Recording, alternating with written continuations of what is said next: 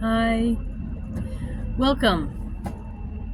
It's time for a children's book reading by a political candidate.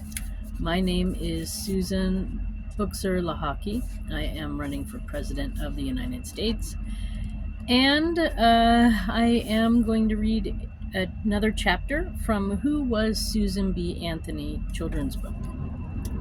There we go, this one.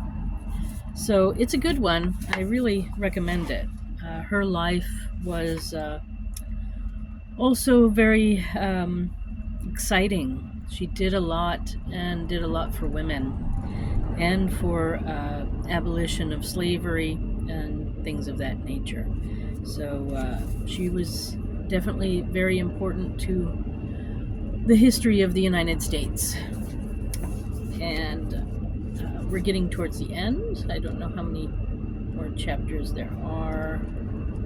Maybe 3 more chapters. So anyway, welcome. This is from the book Who Was Susan B. Anthony? And at chapter 8, it's called New Frontiers. In 1876, the United States celebrated its 100-year birthday. At the local celebrations in Philadelphia, Susan asked if the national could be present if the national could present a declaration of women's rights. The organizers said no. The National, I guess that's a newspaper, did get a handful of tickets for members to sit on the platform. That's the women's group, sorry. That's the women's group that Susan organized. So let me reread that. At the local celebrations in Philadelphia, Susan asked if the National could present a declaration of women's rights. The organizers said no. The National did get a handful of tickets for members to sit on the platform. Susan listened to the Declaration of Independence being read. So here, this was in Philadelphia. They had some seats. Then she stood up and presented the Women's Declaration to the pale, surprised man leading the ceremonies. Anyone watching would have thought it was part of the show.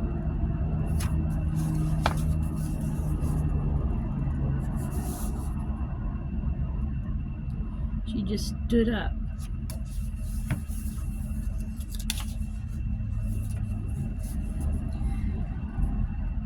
The woman even passed out copies to the crowd.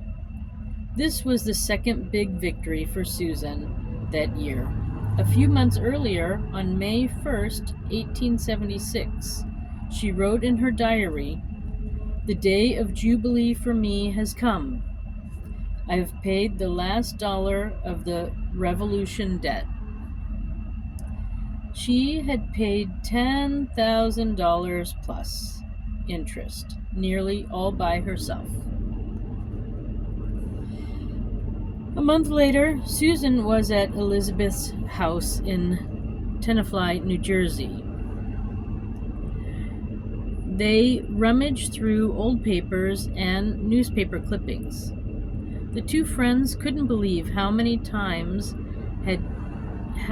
times had changed since they first started their fight.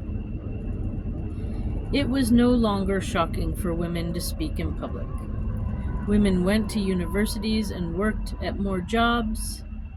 Some women even had partial suffrage. They could vote in a few U.S. territories and some local elections. Suffrage organizations existed across the country. More people joined every day in record numbers.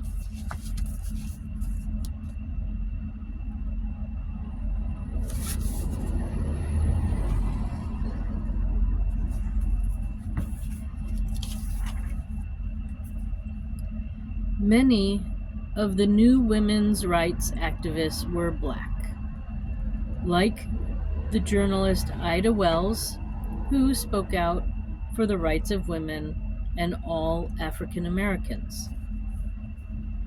Susan and Elizabeth decided to write a book about the history of the suffrage movement. They threw themselves into the project. Elizabeth's daughter, Hattie, was called in to help. She was amazed at the way the two women worked. Sometimes they would seem on the verge of never speaking to each other again. Then they would go for a walk arm in arm. Elizabeth said, "Nothing that Susan could say or do could break my friendship with her. And I know nothing could uproot her affection for me."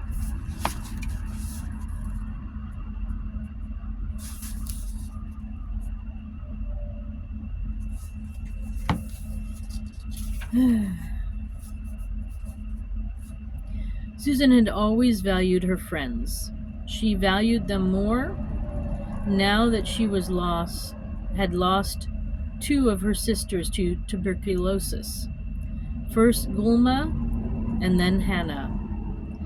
The women's movement had become like a family to her. At 57, Susan was not as sprightly as she used to be, but she was still unstoppable and focused on her goal. From 1877 to 1883, she went from state to state to campaign for women's suffrage. She returned to Washington each year to speak to Congress. The first volume of Elizabeth and Susan's History of Women's Suffrage was published in 1881.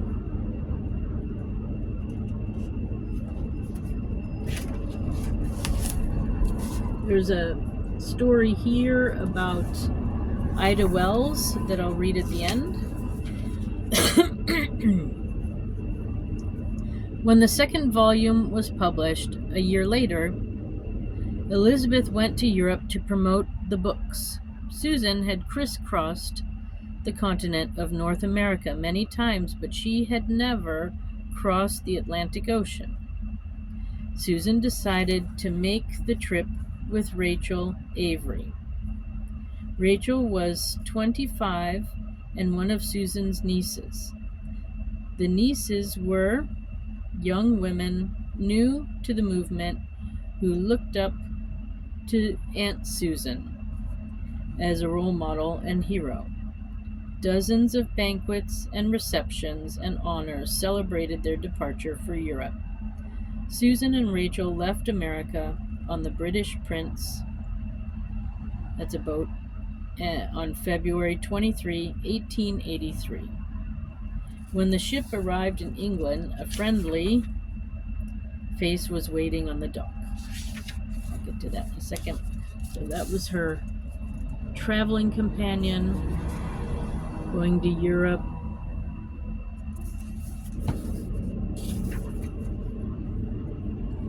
So a friendly face was waiting on the dock. Elizabeth, on the tiptoe of expansion, was there to meet her. "I came up to London the moment I heard of your arrival," she told Susan. Susan stayed in Europe for 9 months. During that time, she helped form an international council of women, where representatives from different countries could work together.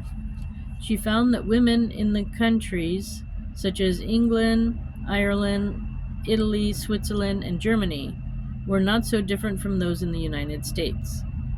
In November 1883, she set sail for home. She'd made many new friends, allies, and admirers abroad.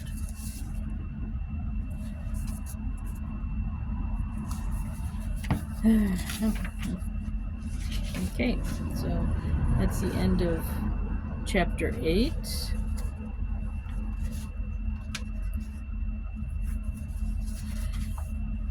So Ida Wells is a special page here. Ida Wells was born in 1862 as a slave during the Civil War.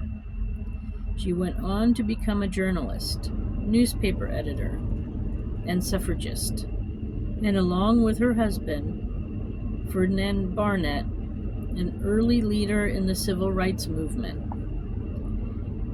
In the years since the Civil War, Black women had started to demand their rights as free citizens.